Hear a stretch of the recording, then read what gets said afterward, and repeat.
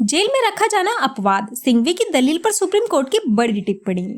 दोस्तों, supreme court में आज दिल्ली के सीएम अरविंद केजरीवाल की जमानत याचिका पर सुनवाई हो रही है। सीएम केजरीवाल की जमानत याचिका पर जस्टिस सूर्यकांत, जस्टिस सीटी रवि कुमार और जस्टिस उज्जवल भुइयां की स्पेशल बेंच सुनवाई कर रही है। ईडी से जुड़े मामले में पहले ही सुप्रीम कोर्ट ने सीएम केजरीवाल की रिहाई का आदेश दिया था। अब सीबीआई के मामले में उनकी जमानत याचिका पर सुप्रीम कोर्ट में सुनवाई हो रही है। इसके बाद फिर तय होगा कि उन्हें जमानत मिलेगी या नहीं। वहीं दिल्ली शराब घोटाला मामले में आरोपी मनीष सिसोदिया और के कविता को जमानत मिल चुकी है।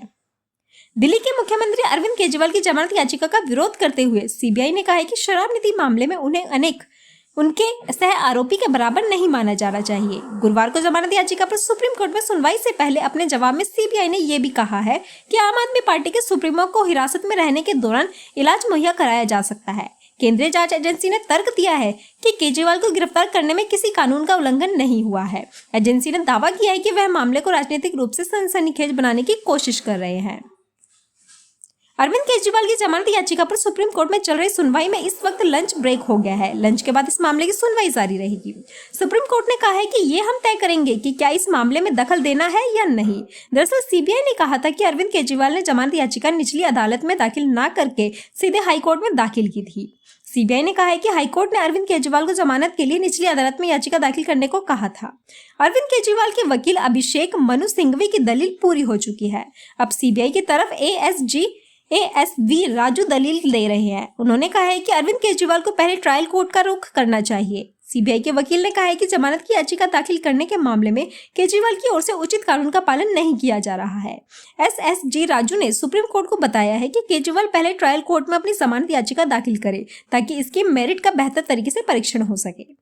वहीं मनीष सिसोदिया के जजमेंट के बाद अभिषेक मनु सिंघवी की कविता का जजमेंट सुप्रीम कोर्ट में बता रहे हैं। सुप्रीम कोर्ट ने अरविंद केजरीवाल के वकील अभिषेक मनु सिंघवी मनीष सिसोदिया की जमानत याचिका का आदेश पढ़ रहे हैं और अदालत को उनकी जमानत का आधार बता रहे हैं।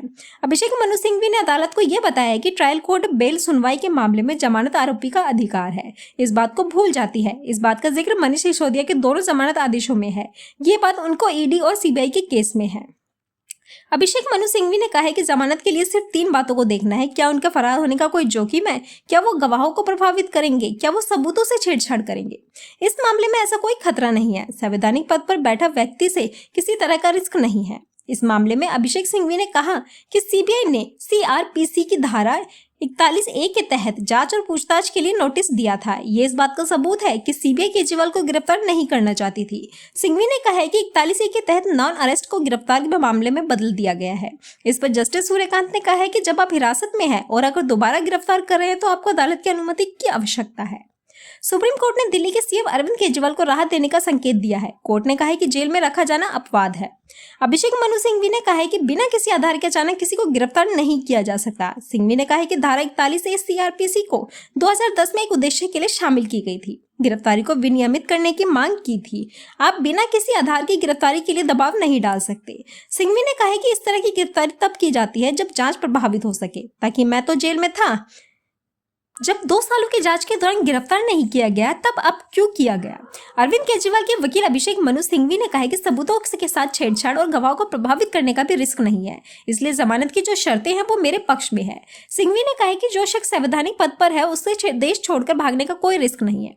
सिंघवी ने कहा है कि दिल्ली शराब नीति मामले में ईडी के केस में जांच एजेंसी ने 9 चार्जशीट और सीबीआई के मामले में 5 चार्जशीट दाखिल की थी। सिंघवी ने कहा है कि सीबीआई ने इस मामले में एफआईआर दर्ज होने के 8 महीने बाद अरविंद केजरीवाल को पूछताछ के लिए बुलाया। अरविंद केजरीवाल के वकील सिंघवी ने यह भी कहा है कि सीबीआई ने जिन आधारों पर गिरफ्तारी की वो बयान जनवरी के थे, लेकिन गिरफ्तारी 25 जून को हुई। सिंघवी ने कहा है कि कोर्ट के 3 आदेश मेरे पक्ष में है। सीबीआई द्वारा गिरफ्तारी केवल एक आधार पर हुई कि अरविंद पूछताछ में सहयोग नहीं कर रहे थे। केजरीवाल को सीबीआई द्वारा गिरफ्तार करने का कोई नया आधार नहीं था। जनवरी में जो बयान दर्ज हुए थे उसी आधार में गिरफ्तार किया गया। सिंघवी ने कहा है कि ईडी के मामले में अंतरिम जमानत खत्म होने के बाद में 2 जून को वापस अरविंद केजरीवाल जेल गए। 20 जून को ईडी के मामले में मुझे निचली अदालत से नियमित जमानत मिली। उसके बाद हाईकोर्ट से निचली अदालत के आदेश पर रोक लगा दी गई। अरविंद केजरीवाल के वकील अभिषेक मनु सिंघवी ने सुप्रीम कोर्ट के पिछली कुछ सुनवाई के दौरान ट्रायल कोर्ट और अन्य अदालतों में ईडी और सीबीआई के केस में जमानत से संबंधित जो आदेश जारी किए हैं उनका ब्यौरा पेश किया। इसके बाद जस्टिस सूर्यकांत ने पूछा कि 14 अप्रैल को आपको 160 का नोटिस मिला, आप सीबीआई के सामने पेश हुए। इस पर सिंघवी ने तर्क दिया कि आज का ये केस सिर्फ सीबीआई का केस है, मुझे मार्च 2024 में ईडी ने गिरफ्तार किया था, सीबीआई ने नहीं। सिंघवी ने कहा है कि कोर्ट में 3 आदेश मेरे पक्ष में हैं। अभिषेक मनु सिंघवी ने यह भी कहा है कि अरविंद केजरीवाल की गिरफ्तारी केवल इंश्योरेंस अरेस्ट है। गिरफ्तारी इसलिए की गई ताकि केजरीवाल को जेल में ही रखा जा सके। इस पर सीबीआई के वकीलों ने केजरीवाल की जमानत याचिका का विरोध किया, जबकि सिंघवी ने कहा कि पिछले 2 साल में सीबीआई की तरफ से कोई गिरफ्तारी नहीं हुई। 26 जून को सीबीआई ने अरविंद केजरीवाल को गिरफ्तार किया।